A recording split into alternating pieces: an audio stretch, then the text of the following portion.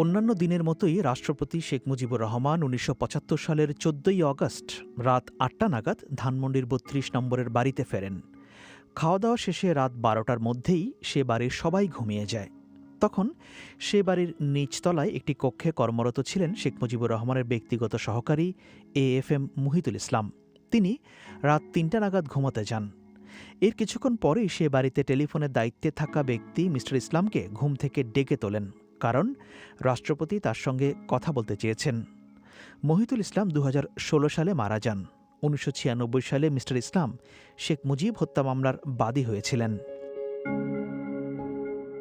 ২০১০ সালে BBC বাংলার সাথে এক সাক্ষাৎকারে মিস্টার ইসলাম বলেন, এই গোলাগুলির সময় রাষ্ট্রপতি সহ তার বাড়ির কেউ ঘটনা সম্পর্কে আঁচ করতে পারেননি।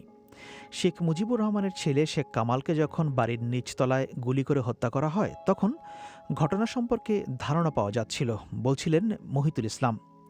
ধানমন্ডির সে বাড়িতে সশস্ত্র হত্যাকারীরা প্রথমে হত্যা করে শেখ কামালকে। গোলাগুলির আওয়াজ শোনার পর ঘটনা সম্পর্কে জানতে বাড়ির নিচতলায় নেমে আসেন শেখ কামাল। মহিতুল ইসলামের ভাষ্য ছিল এরকম: গুলিতে বুক ঝাঁঝরা হয়ে মুখ থুবড়ে মাটিতে লুটিয়ে পড়েন শেখ কামাল। রাষ্ট্রপতি শেখ মুজিবুর রহমানের বাড়িতে যখন আক্রমণ হয়, তখন কোনো ধরনের প্রতিরোধ ছাড়াই হত্যাকারীরা পুরো বাড়ির নিয়ন্ত্রণ নিয়েছিল। মহিতুল ইসলাম বলছিলেন, একজন রাষ্ট্রপতির বাড়িতে যে ধরনের নিরাপত্তা থাকা দরকার, সেটি ধানমন্ডির ৩২ নম্বরের বাড়িতে ছিল না। তাছাড়া রাষ্ট্রপতির বাড়িতে আক্রমণের পরেও কোনো তরফ থেকে কোনো ধরনের সহায়তা আসেনি। শেখ কামালকে হত্যার পর হত্যাকারীরা বেপরোয়া গুলি চালিয়ে বাড়ির উপরের দিকে যাচ্ছিল। উপরে উঠেই শুরু হয় নির্বিচার হত্যাকাণ্ড। চারিদিকে শুধু গুলির শব্দ। মিস্টার ইসলামের বর্ণনা অনুযায়ী ধানমন্ডির সে বাড়িটিতে সর্বশেষ হত্যা করা হয় শেখ মুজিবুর রহমানের ছোট ছেলে শেখ রাসেলকে। তখন তার বয়স মাত্র ১০ বছর। এ হত্যাকাণ্ডটি হয়েছিল মহিতুল ইসলামের সামনেই।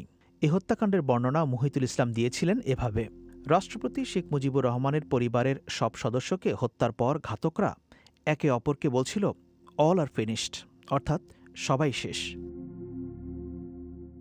সপরিবারে শেখ মুজিবুর রহমানকে হত্যার সাথে জড়িত ছিল সেনাবাহিনীর কিছু কর্মকর্তা। সে সময় ঢাকা সেনানিবাসে লেফটেন্যান্ট কর্নেল হিসেবে কর্মরত ছিলেন আমিন আহমেদ চৌধুরী, যিনি পরে মেজর জেনারেল হয়েছিলেন। মিস্টার চৌধুরী ২০১৩ সালে মারা যান। ২০১০ সালে BBC বাংলাকে দেওয়া এক সাক্ষাৎকারে তিনি জানিয়েছিলেন, ১৯৭৫ সালের ১৫ই অগস্ট ভোর ৫টার দিকে হত্যাকাণ্ডের সাথে জড়িত একজন সেনা কর্মকর্তা মেজর রশিদের নেতৃত্বে একদল সেনা তার বাড়ি ঘিরে ফেলে। আমিন আহমেদ চৌধুরী তখনও জানতেন না যে রাষ্ট্রপতি শেখ মুজিবুর রহমানকে সপরিবারে হত্যা করা হয়েছে। মেজর রশিদের নেতৃত্বে সৈন্যরা আমিন আহমেদ চৌধুরী এবং তৎকালীন কর্নেল সাফায়াত জামিলকে নিয়ে যায় মেজর জেনারেল জিয়াউর রহমানের বাড়িতে। জেনারেল জিয়া তখন সেনাবাহিনীর উপপ্রধান। জেনারেল জিয়াউর রহমানের বাড়িতে ঢোকার সময় রেডিওর মাধ্যমে আমিন আহমেদ চৌধুরী জানতে পারেন যে রাষ্ট্রপতি শেখ মুজিবুর রহমানকে হত্যা করা হয়েছে। জেনারেল জিয়ার বাড়িতে পৌঁছার পর যে অবস্থা তিনি দেখেছিলেন তার বর্ণনা দিতে গিয়ে আমিন আহমেদ চৌধুরী BBC বাংলাকে বলছিলেন, জেনারেল জিয়া তখন একদিকে শেভ করেছেন, অপরদিকে শেভ করেননি। স্লিপিং স্যুটে তিনি দৌড়ে আসলেন। সাফায়াতকে জিজ্ঞেস করলেন, সাফায়াত, কি হয়েছে? সাফায়াত বললেন, অ্যাপারেন্টলি ২ ব্যাটালিয়ান স্টেজড এ কু, অর্থাৎ ২টো ব্যাটালিয়ান কু করেছে। এর বাইরে কি হয়েছে এখন আমরা কিছু জানি না। রেডিওতে অ্যানাউন্সমেন্ট শুনতেছি, প্রেসিডেন্ট মারা গেছেন। তখন জেনারেল জিয়া বলেন, so what, let vice president take over, we have nothing to do with politics. অর্থাৎ জেনারেল জিয়া বলছিলেন, তাতে কি হয়েছে, ভাইস প্রেসিডেন্ট দায়িত্ব নেবেন, আমাদের রাজনীতির সঙ্গে কোনো সম্পর্ক নেই। সেনাবাহিনীর ২টো ব্যাটালিয়ান এ অভ্যুত্থানের সাথে জড়িত থাকলেও পুরো সেনাবাহিনী সেটির পক্ষে ছিল না বলে উল্লেখ করেন আমিন আহমেদ চৌধুরী। ঢাকা সেনানিবাসে যখন এই অভ্যুত্থানের খবর ছড়িয়েছে, তখন অনেক দেরি হয়ে গেছে। এই অভ্যুত্থান পরিকল্পনার খবর কেন আগে থেকে জানানো সম্ভব হয়নি এবং কেন সেনাবাহিনীর অন্য কোনো ইউনিট এগিয়ে আসেনি, সেটি আজও এক বিরাট প্রশ্ন। ১৯৭৫ সালের ১৫ই অগস্ট আক্রমণের সময় শেখ মুজিবুর রহমান তার সামরিক সচিব কর্নেল জামিল উদ্দিনকে ফোন করে তার বাড়িতে আক্রমণের কথা জানিয়েছিলেন। কর্নেল জামিল তখন সাথে সাথে রওনা হয়েছিলেন ধানমন্ডির ৩২ নম্বরের বাড়ির দিকে, কিন্তু সোবহানবাগ মসজিদের কাছে পৌঁছলে তার গাড়ি রোধ করে অভ্যুত্থানের সাথে জড়িত সৈন্যরা। সে বাধা উপেক্ষা করে কর্নেল জামিল সামনে এগিয়ে যেতে চাইলে তাকে গুলি করে হত্যা করা হয়। হত্যাকাণ্ডের পর ধানমন্ডির ৩২ নম্বরের বাড়িটি অভ্যুত্থানের সাথে জড়িত সেনাদের নিয়ন্ত্রণে ছিল। সকাল ১০টার দিকে আমিন আহমেদ চৌধুরী গিয়েছিলেন সে বাড়িতে। ভোর ৪:৩০ নাগাদ হত্যাকাণ্ড হলেও তখনও সেখানে মৃতদেহ দেখেছেন মিস্টার চৌধুরী।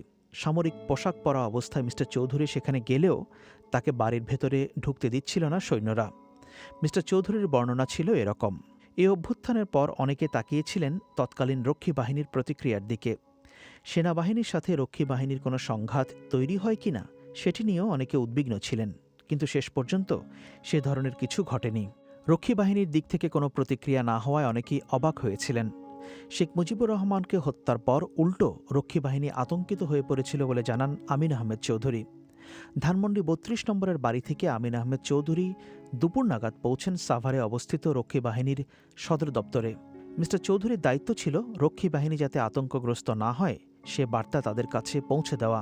সেটির বর্ণনা দিতে গিয়ে মিস্টার চৌধুরী বলছিলেন, আমি সেখানে গিয়ে বলি যে সেনাবাহিনীর কিছু লোক এটার সাথে জড়িত থাকলেও পুরো সেনাবাহিনী এর সাথে জড়িত নয়।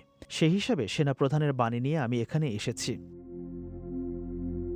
হত্যাকাণ্ডের পর তৎকালীন আওয়ামী লীগের একজন সিনিয়র নেতা এবং মন্ত্রিপরিষদের সদস্য খন্দকার মোশতাক আহমেদ রাষ্ট্রপতির দায়িত্ব নেন।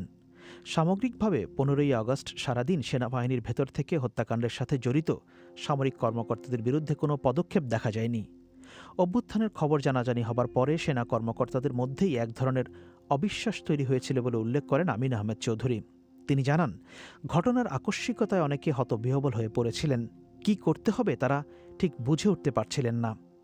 আমিন আহমেদ চৌধুরীর বর্ণনায়, খন্দকার মোশতাক আহমেদ রাষ্ট্রপতি হলেও ক্ষমতার কেন্দ্রে ছিলেন অভ্যুত্থানের সাথে জড়িত ঘাতক জুনিয়র সেনা কর্মকর্তারা।